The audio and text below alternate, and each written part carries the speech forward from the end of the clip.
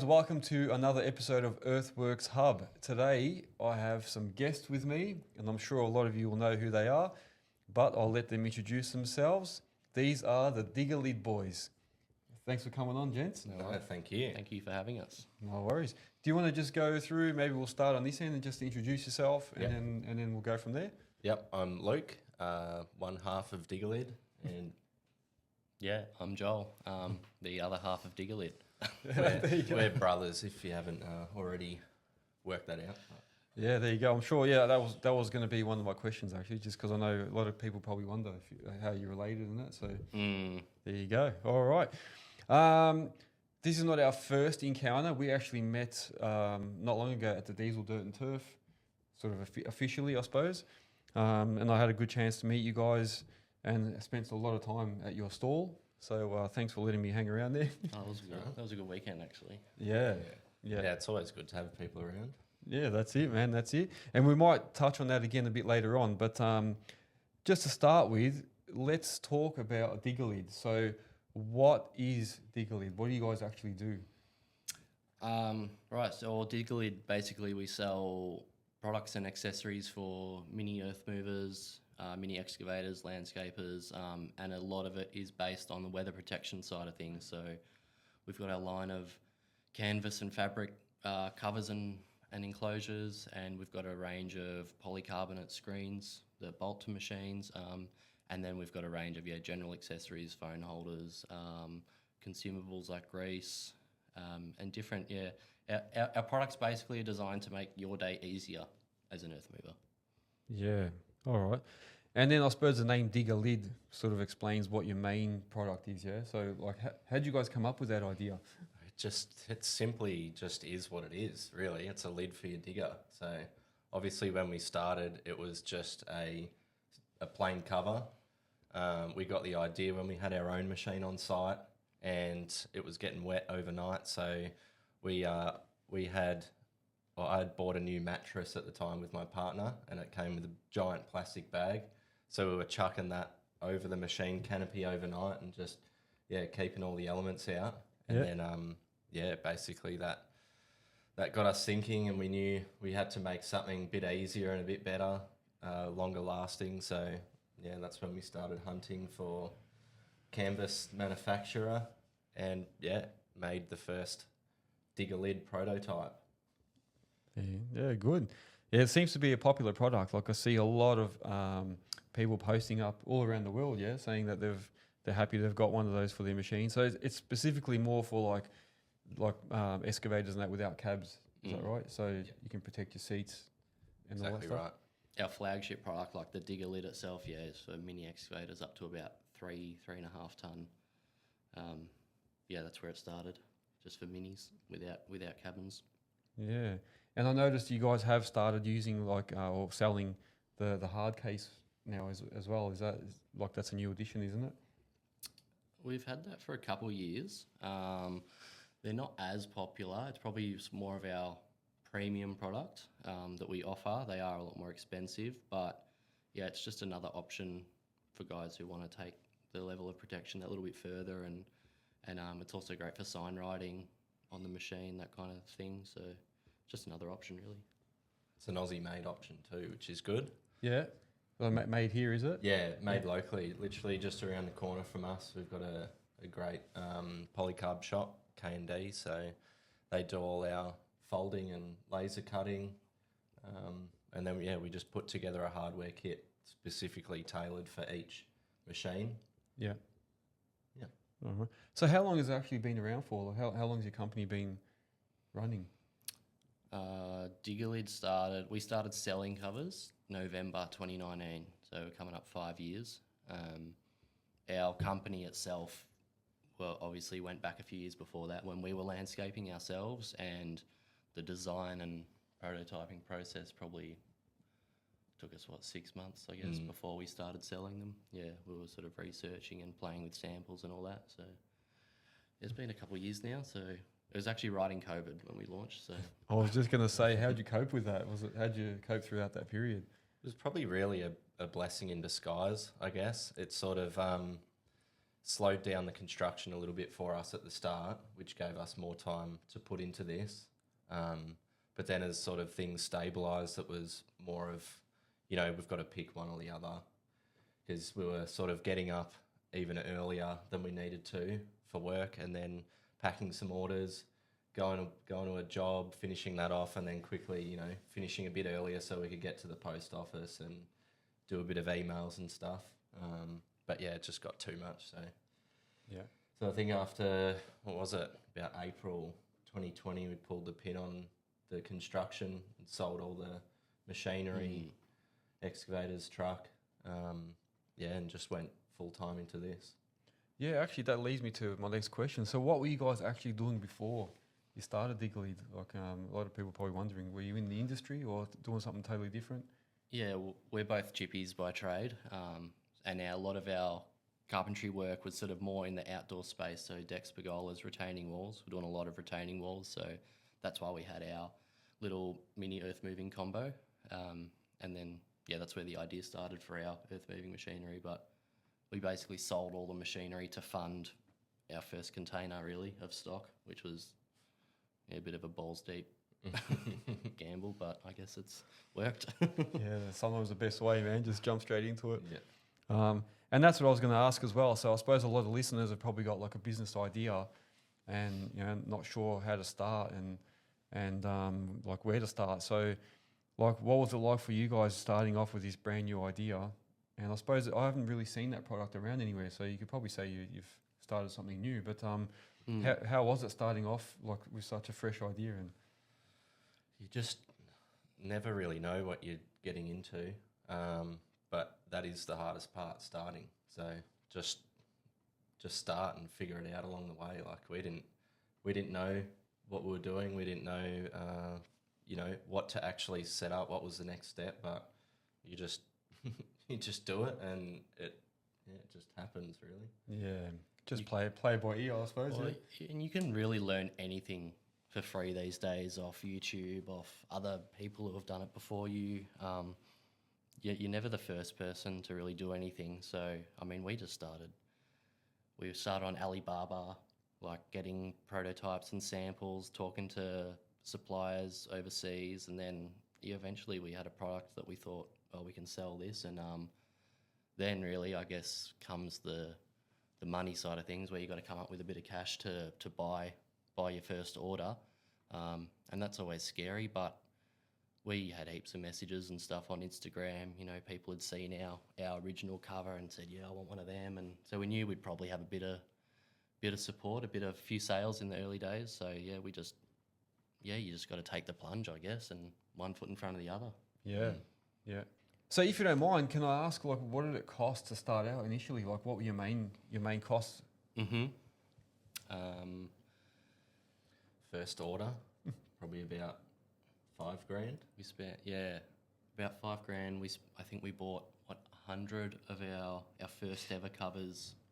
Was like a standard cover for a 1.7. I think that was about $5,000. Some things we didn't know was like the import duties and shipping and all that. Yeah. We got a bit bent over on some of that stuff because we have no idea, but that's how you learn. Yeah. And then the first container when we sold all our gear was probably, 70, 80K or something like that. Man. Yeah, it's a lot of money. I'll tell you what though, what was scary for me, I ordered something from China once. I bought a hammer for my 20-ton excavator, and I remember how scary it was when I had to transfer all this money to someone on the other side of the world, and I had no idea who they were apart from just a few emails. You wonder if it's going to turn up. Yeah, then I'm like, and then the same thing, like I remember just finding out about all the shipping costs and then how you go pick things up, and you got to get freight forwarders and all that. So I suppose you would have had the same thing. I think we didn't know about the freight forwarding at first, and then when we ordered it from the supplier, they just said, well, here's the goods and we'll ship it. But we didn't realise that was like FOB terms, so that only gets it to Australia, and then when it gets here, I can't remember who it was, but they said, who's your freight forwarder? We're like, what the hell's a freight forwarder? So, all right, well, here's your bill for that. Your customs, your duty, handling fees. Yeah, I did a bit of a surprise, but it's all part of it. Yeah. It's a learning curve, I suppose, and then as you get more into it, I suppose you work out cheaper ways to do it, and who else can help you out, and you quickly, I guess when your back's against the wall and you've got to find cheaper ways to do stuff, you soon figure it out, quite quickly. There's other costs as well, like you got to have, your online store, like your Shopify, you got to have accounting software, all that kind of thing. But that can all be done relatively cheaply. They're just like monthly subscriptions. And then really the biggest cost for us is probably marketing. Our Facebook and Instagram sort of ads and all that. Yeah, I'm actually amazed at how much, how many people don't spend any money on marketing and advertising, and then they expect results. So I suppose it is a big thing, isn't it? Marketing, advertising, getting your name out there. Oh, definitely. Essential. Yeah, have to do it. We did in the early days a lot of just sort of like organic posting on Instagram, trying to do it every day, trying to have, at least 3-4 stories a day, trying to post every day. And that does get results, and slowly builds your following. But we had an agency working for us for a few years doing ads recently, and we quickly learned that the paid advertising just boosts your business tenfold. Yeah. Well, that's some good advice. Yeah. What advice would you give to people? So anyone that's has an existing business or wanting to start out in something similar, what advice would you give them about marketing, I suppose, in particular, or any other advice? On just marketing? Yeah. Oh, you're the marketing man. You just got to, start and test. So, post something. If it doesn't work, well, then don't post something like that again until, later on, give it a bit. But if something works, then, keep doing a lot of things like that, and just tweak it. You can use the same video over and over, as long as you've got some little tweaks in there, different hook at the start. It's just all about testing what works and what doesn't, and keep doing what does work. Yeah. Obviously at the moment we're doing it like we're putting ourselves a bit more out there, which seems to resonate a bit more. People get to see our funny side, and it gets a bit more engagement than just a standard photo of something. So yeah, it's funny because one of my questions was going to be, I was going to talk about some of the quirky ads that you've had, and I know a lot of people have probably seen those. Like you've had one with the suit and the cheeks hanging out, and then I saw one that you had. Did you have a sock on your hand or something at one stage, or one shoe was missing? Yeah, we're always doing something, just something in the background, just something subtle to, get someone firing a comment, and then, it'll show all their friends, and then some of their friends will have something else to say. But yeah, you've only got 1 second. Like people scrolling so quick these days on their phone, and attention spans are shorter than ever. You've only got like 1 second to, pause them, stop them, get them to watch your ad. So if you can throw in something like, some cheeks or one shoe or just something random just to stop that scrolling. Yeah. You just got to be a bit different. I think we've had good response to just showing ourselves, showing people who is behind the business. Like it's not just some offshore factory shipping cheap products kind of thing. It's actually like, all right, they're two Aussies just having a crack. Yeah. And I think people respond to that well. I talk to a lot of people who are like, oh, I don't want to be on camera. I don't want any part of being on film, or, they're embarrassed or can't do it. But, I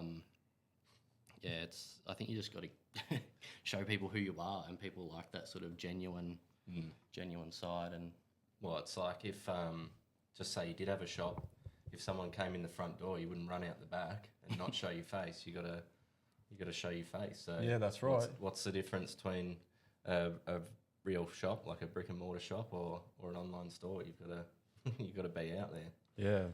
Yeah, that's actually a good point when you say that. Yeah, if I suppose if you're at a store, you can't just escape and go, "Oh, I don't want part of this." You can just do it. No. Yeah, that's a good point. So yeah, I had this idea. I wanted to just do a couple of quick questions to see how well you know each other, and let the listeners learn a little bit about yourselves. Righto. So these are just quick random questions.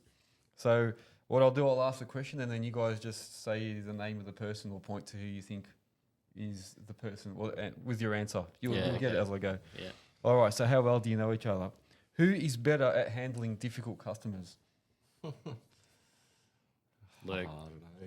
I think I get a bit of a hot head sometimes. A bit fired up. Especially the Facebook comments. You know, we get a bit of hate, and I'll type something and then be like, oh no, I can't say that. Yeah. Maybe Luke should handle it. He's a bit cooler. Yeah. I mean, it happens. People call up with a problem. And I think a lot of people don't realise that it is like two people willing to help here. They just think we're just some, corporation or whatever, and no one cares. And they ring up just, hang on, mate, just settle down. Like, we want everyone to be happy, so just talk us through what's going wrong and we'll fix it. Yeah. But, even when you really calm them down, it's like they just want to be angry sometimes. So, They do. Yeah. I had a guy told me to shove a grease tube, where the sun doesn't shine. And when you answer a phone call like that, it's sometimes you're on the back foot like, oh, well, you want to speak your mind, but you just got to get through it. Keep it professional. Yeah. True. Yeah, that I suppose that's always like that. Handling customers is one of the hardest things, people don't realise. And they're the base of your business. Like, you're selling to these people, so you got to have that sort of medium. Like you say, you can't go off at them because you want them to still come back and buy stuff. Yeah. All right, so are we saying Luke for the for that one? Yeah, I'll take that one. All right, okay. Who has the better sense of humour? I think we're both pretty dull, but Yeah. I'm definitely probably better at putting my foot in things, saying things I shouldn't. Oh, Not sure. yeah, I don't know. What do you reckon? me, I don't know. I think they're the same. Very, very similar. Very similar. We'll do it. We'll call it a draw. We'll draw it. It's both. All right. 1 second. That's our neighbour. That's your neighbour. He's coming in. Hello. We should bring him in. All right. Who gets the most attention from the girls? Oh, well, I'm married now, so Can't say. Don't want to say too much. Pre-marriage and pre-partners. Who would have got the most attention out of the two? Probably Joel. well, we've both had girlfriends. Well, yeah, for most of our time. I don't know. I've had a long-term partner, and you've had more partners, so All right. maybe. All right. So we'll say Joel for that one. Who is better at managing the business paperwork? Joel doesn't like paper. I don't like paper. A lot of that's sort of digital now anyway, and sort of outsourced a bit, bookkeepers and accountants and all that. I'm pretty bad at losing receipts and stuff. I know that drives Luke a bit mad. So would you say Luke's more anal with the paperwork and Yeah, that? I'd say so. Yeah. All right. Yeah, We'll, Joel. we'll give that one to Joel Luke. Then. likes getting his fuel receipt and sort of just chucking it away. Just turfing Need it. All right. All right. If you had a choice of, well, I suppose what movie type do you like? Horror, action, sci-fi, or romance? We'll go one by one. Should we say neither? No. What were they again? So you've got horror, action, sci-fi, or romance. I'm gonna say none of them. I like Comedy and action. yeah, That's it. but I like movies about real stories, real scenarios. I reckon my favourite movie is Wolf of Wall Street. Oh yeah. I love that kind of real story, but also really out there kind of. And who doesn't love seeing that kind of content? Yeah, true. Yeah, true. All right. And yourself? Favorite movie? Oh, I'm not sure. Haven't got one. Wolf of Wall Street's pretty good. Yeah. Or something like Top Gun, or Yeah, something that will just make me laugh, or Yeah. Or something big, like big action sort of thing. yeah. Yeah. All right. This one might start a bit of a fight here. Who bludgers the most? Bludgers. We've both been known to have a bit of a nap in the office every now and then. I don't know that we. Well, maybe you think I bludge. Maybe I think I don't know. I don't think we really. We're both here for a common goal. Like, All right. But we both have moments where we do sneak off to the couch. Not here though. We the couch stayed at home. Yeah. So Yeah. Nowhere to go here. Nowhere to hide. No, we've kept the factory for efficient working only. All right. So we'll call it a draw then. Call that one a draw. yeah. Sure. All right. Who comes up with the best advertising ideas? We might have spoken a bit about that, but yeah, who comes up with the best ideas? It all. Oh, I definitely like filming stuff that's a bit out there. Well, we both had some good ideas for our ads. I guess we both have the ideas, but I'm probably more the one that carries it out and edits it all and uploads it. Yeah.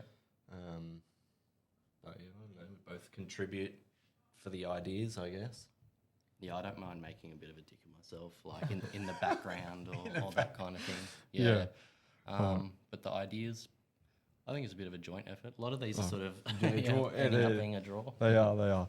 All right. Well, who can use the excavator better? Me.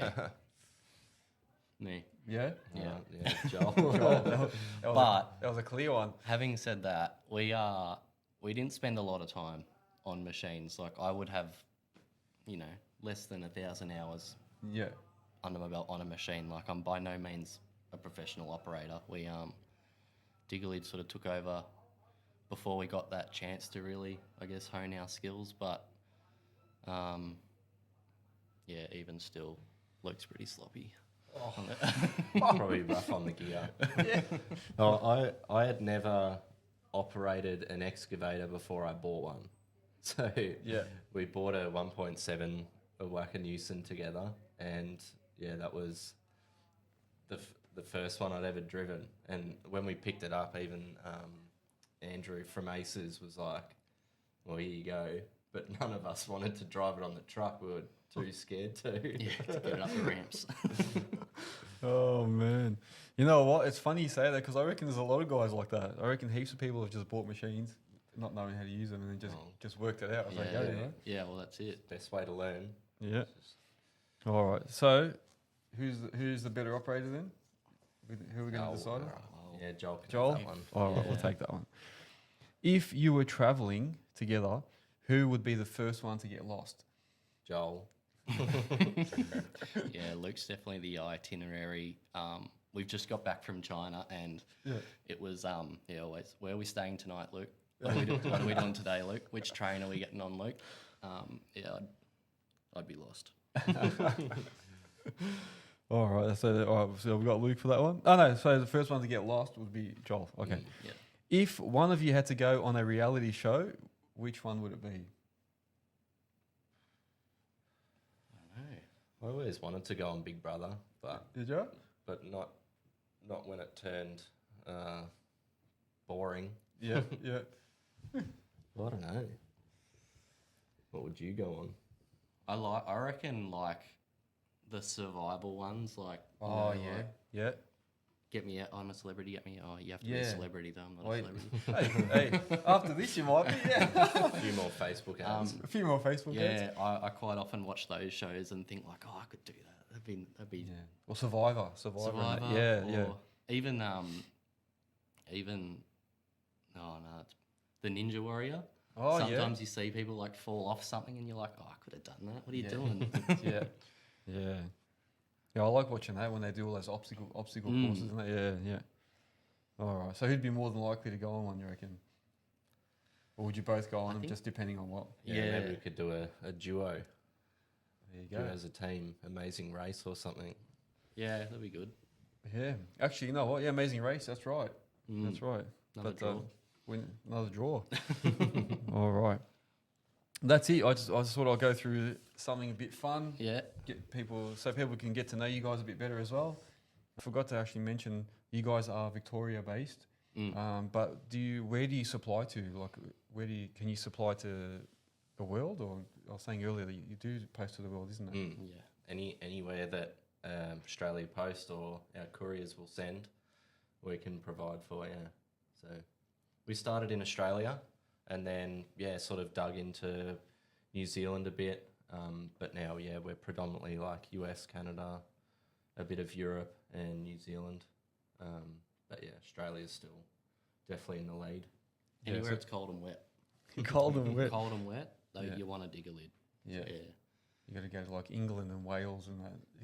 Yeah, pretty much. We've had some random ones. We've had like Norway, Chile,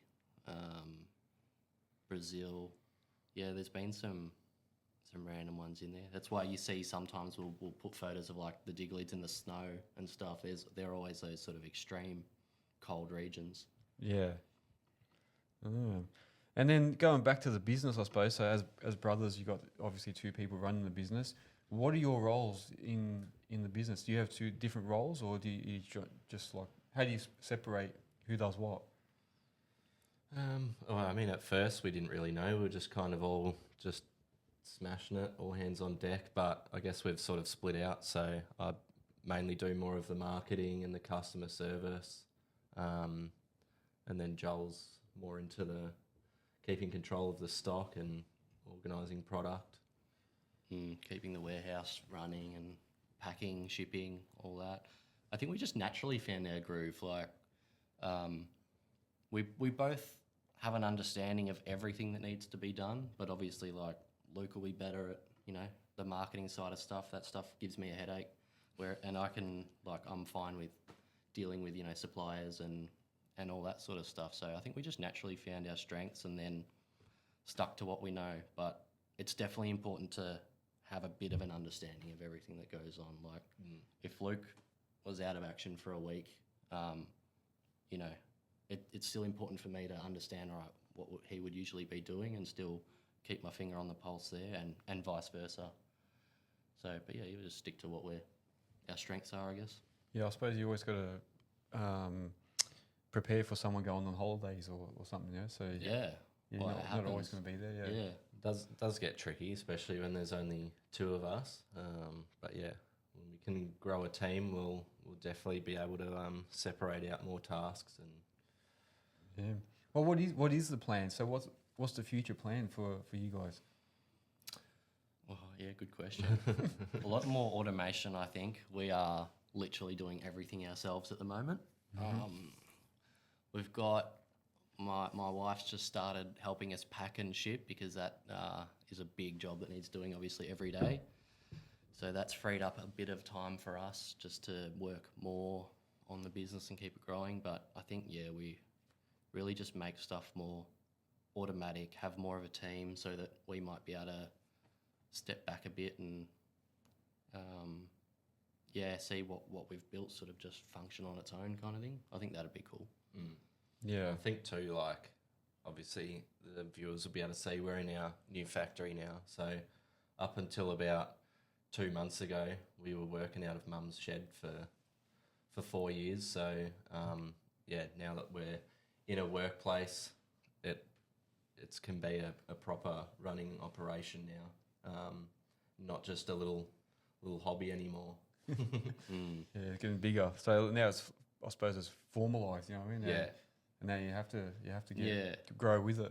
Well, that's probably another thing going back to when you're asking when you start. Like, it doesn't have to be all big and shiny. Like, we literally did run from Mum's shed for 4 years.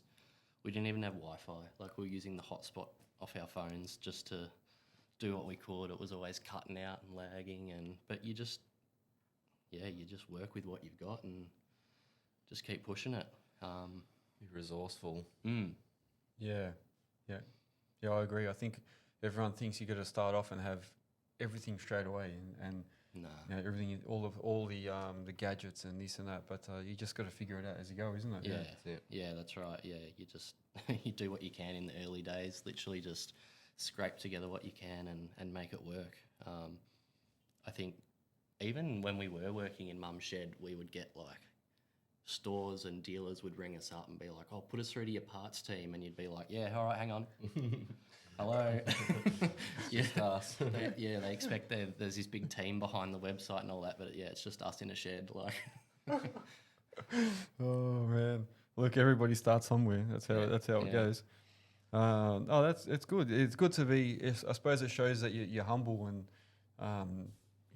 not too proud to say that's where you started. Like everyone starts here. Mm. So, Oh yeah. I think it's awesome that we did it that way, and just let it grow naturally. Obviously, with the help of us and pushing it every day. It wasn't like it just happened either. We put in some considerable hours now. So yeah. How do you find that, like the timing and your work-life balance? How you guys working around that? has its days. Yeah. At the start, we were both, when we started, we were both still living at home with Mum, obviously working in her shed. And that was hard to but we were also excited and had the time to really put in. So we'd be, I'd be emailing suppliers and stuff till, midnight because there's a time difference overseas and you can work through the night and do all that. But yeah, now with starting families and stuff, I think we've had to sort of prioritise having more formal work hours, but you still at times you got to take work home and if you want things to grow and get ahead, sometimes, well, all the time, you've got to be willing to put in the extra effort and put in the hours. Yeah, definitely. I think that's like in any business, I suppose, isn't it? Yeah, at the start you probably put in the most hours, and then you sort of taper it off a little bit once you work out your flow. You can sort of adjust things and know when you can do them, and maybe put things aside for later. Prioritize. Yeah, I think you just gotta stay hungry though, and if things need doing, you just got to get them done. You can put them off till tomorrow, but at the end of the day, if you keep putting stuff off till tomorrow or the next day or next week, I think it just gets it just slows everything down. So if you're hungry enough to make it happen, I think you just got to get into it. And sometimes it does mean late nights and early starts, but I guess it pays off in the end. Yeah, it just depends. I think at least we sort of learnt that behaviour from being in the construction game. It's always up early and late nights, and then even when you finish late, you still got to go home and quote. And it's just all part of it. Yeah, I hear. I might break it up a little bit. So I had something I was going to do at the end, but I'll do it now just to break it up a bit. Cool. So I'm making too much noise in the camera. Hang on. So your products, if someone wanted to order something, how would they go about ordering that? What's the process? Actually, just jump on our website is the easiest. We've built it so it's trade friendly, pretty just basic but very informative. And then obviously if you can't find what you're looking for there, just give us a buzz, send us a message. Always happy to help. Yeah. So basically online, everything's online. Is there can people come to the store and pick up and buy, or is it direct, or is it all just online? Eventually. Yeah, we've literally just moved in here, so we do plan to have this as a bit of not a storefront, but if you're local, you can definitely come down and pick up your products.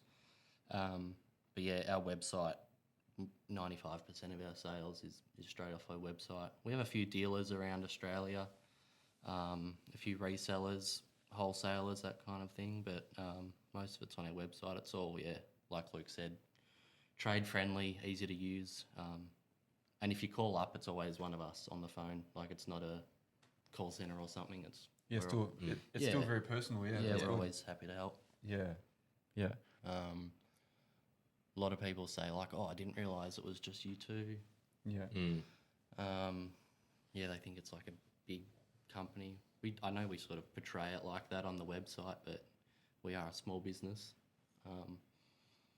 A lot of people are actually without tooting our own horn, sort of blown away by the quality of our stuff.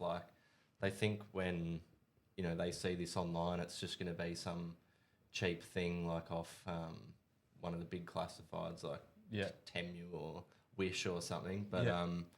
no, everything that we do is like, heavy duty, and it's got to be made to suit outdoor work sites. Like, you're putting things in a harsh environment, so we get that, and we build it to suit, and we're always looking for ways to improve stuff, and if something does go wrong, we're always on the front foot, fix it, no questions asked, just get it done. Like,